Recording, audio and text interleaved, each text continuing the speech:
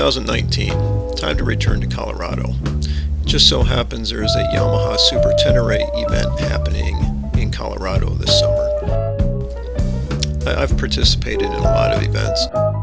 Sherry was going to do her first Tenere event ever. She's been riding a Super Tenere since 2012. She's one of the few women in the world who ride a Tenere, so I thought this would be a great opportunity. To make it more interesting, 3 weeks before we leave for the event, we ended up buying Sherry a more appropriately sized BMW, so she's going to her first Tenere event on a BMW. We haven't ridden Colorado since 2015. That was the year I hit the deer and totaled the bike. We knew we were going to Colorado in July. We weren't sure exactly if we wanted to take a southern route and go through New Mexico, Arizona, up into Utah, and then into Colorado. We thought it might be hot, so we also considered a route that would take us through Iowa and South Dakota and maybe up into Montana and down into Colorado. We really hadn't decided what we were going to do. We knew if we turned left out of the driveway, we'd be going to Montana. If we turned right, we'd be going to Arizona.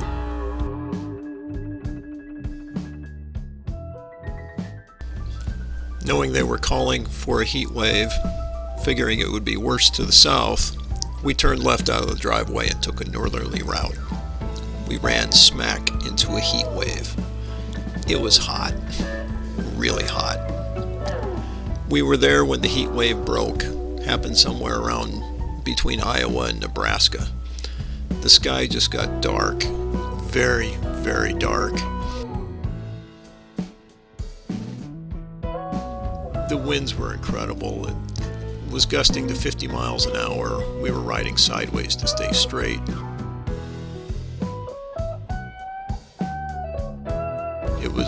It was an incredible ride. I thought it was a blast. I was laughing my head off the whole time. Sure, I thought I was an idiot, but there's nothing new about that. Once we got on the other side of the weather, we made our first trip to the Badlands. Badlands are very interesting, look like somebody's playing in a sandbox.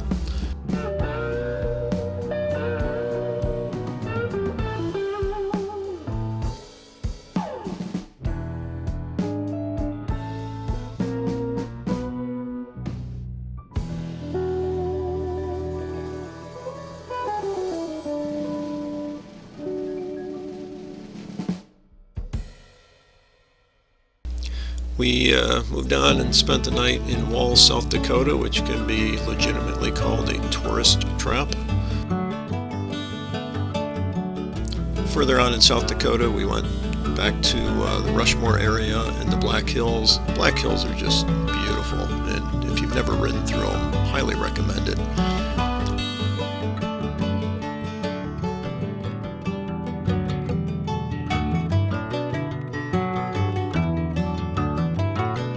After that, we moved up to Billings, Montana, where we stayed in our favorite hotel chain in Montana, and got ready to ride Beartooth Highway the next day.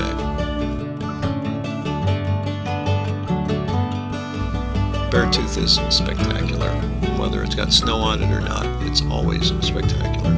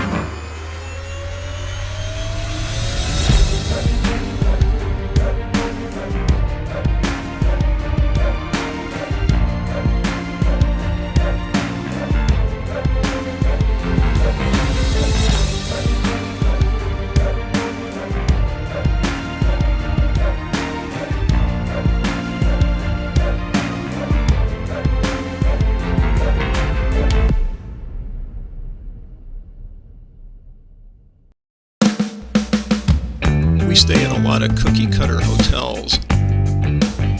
But in Cortez, Colorado, I do have to call out the Retro Inn, which is actually a pretty quirky place, and it was a fun place to stay.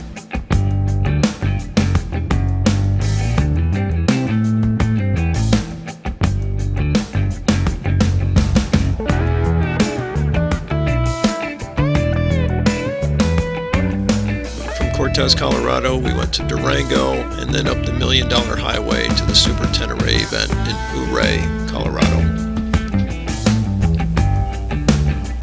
If the $1 Million Highway isn't on your bucket list, it needs to be. It's a very special road and you really shouldn't miss it.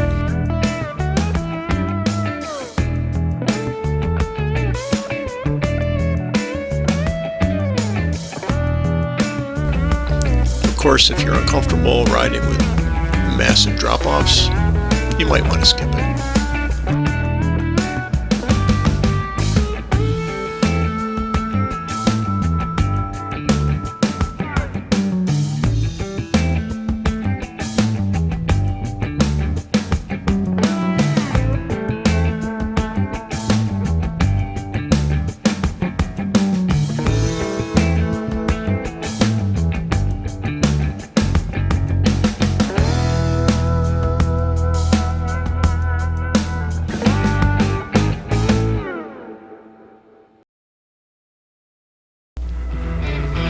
For some reason, I find that I take fewer and fewer pictures at events. When I started going to events, the camera was always out and took lots of pictures.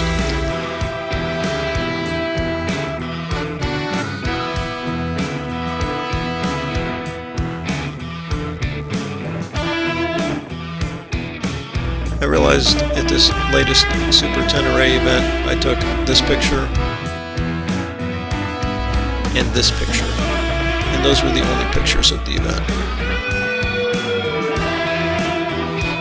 Still take a good number of them out when riding.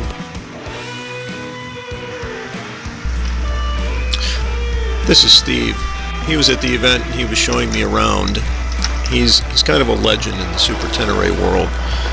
If he hears this, he'll roll his eyes and think, no, I'm not a legend, but he is.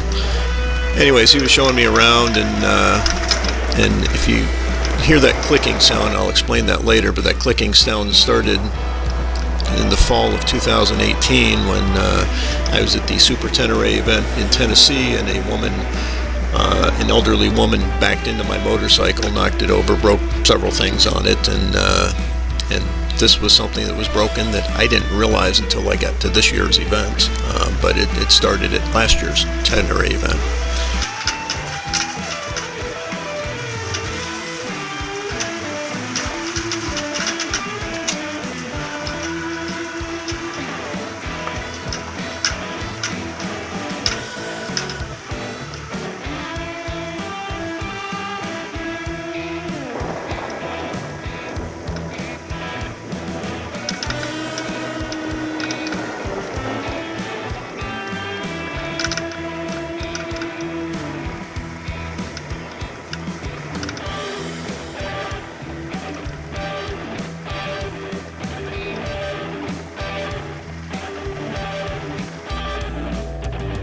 Well, Steve was showing me around. I managed to get myself stuck in a hole.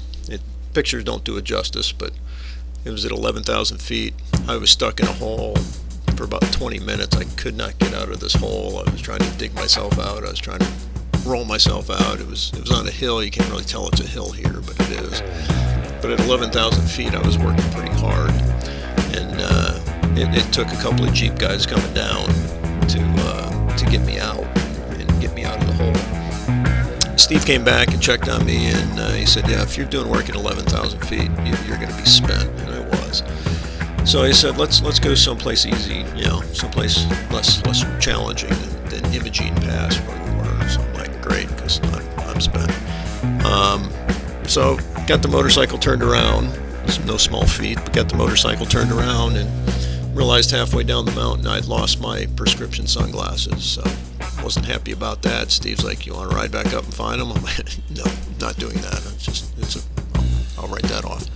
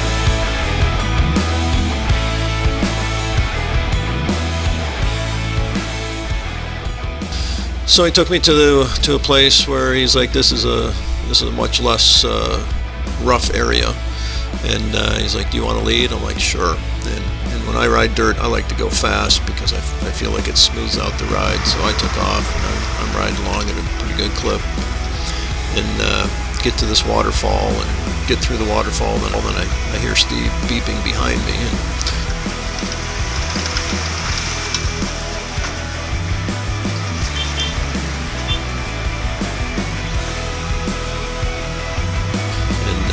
I look behind me, and sure enough, my top case has fallen off. That clicking noise was a problem I had with the mount. On the mount was actually cracked, and gotten bad enough that I didn't realize it, but the top case fell off. So picked up the top case and just looked at Steve. I said, all right, I've been stuck. I've lost $300 worth of sunglasses. I just would have kept riding if you weren't behind me. I would have lost my top case, which had my wallet, my phone, and everything I needed with me. So you know what? I'm going to quit while I'm ahead, and I'm going to call it a day.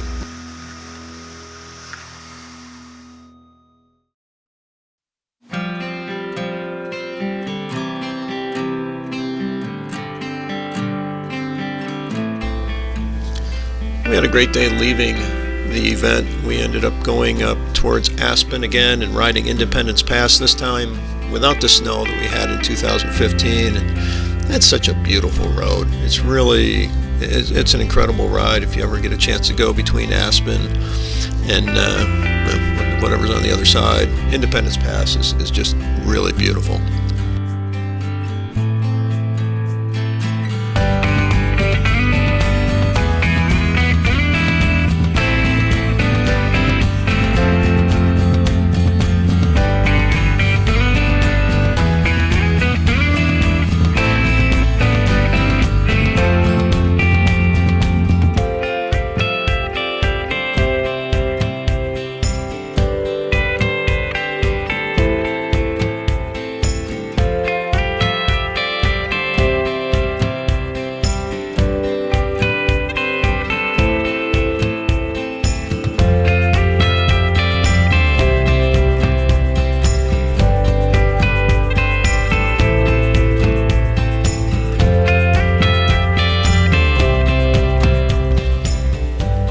From there, we moved on to Mount Evans.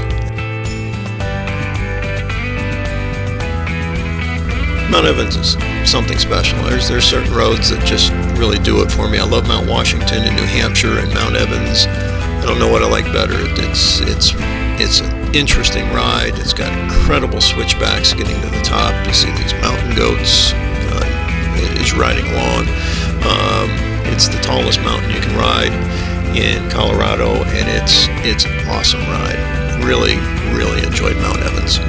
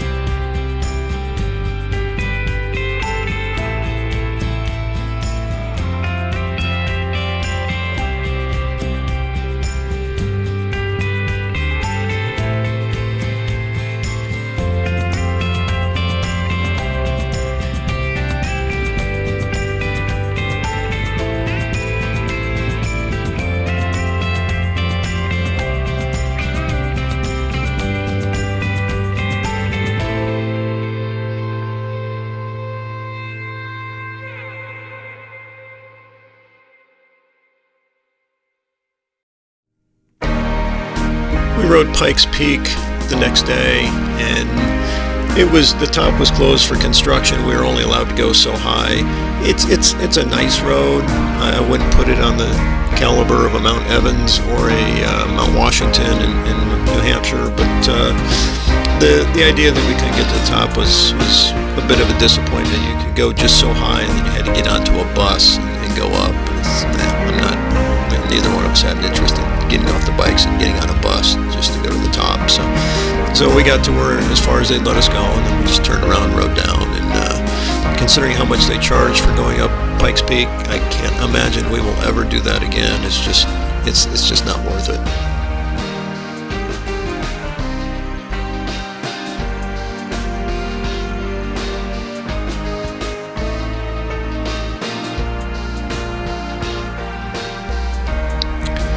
From there, went to Colorado Springs to spend some time with a nephew and his family, and just had a great time with the kids, playing Frisbee with the kids.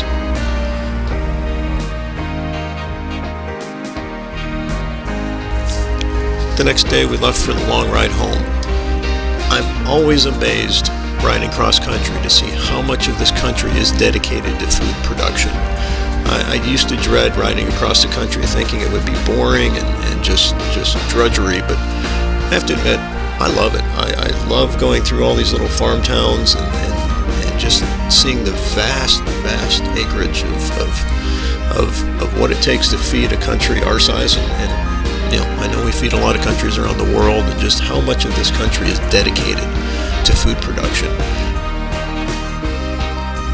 In St. Louis, somehow I ended up missing a turn, and we went through this downtown city of St. Louis and really didn't get a good picture of the arch because we were riding between red light and red light, and this was the only picture we got of the arch going through St. Louis.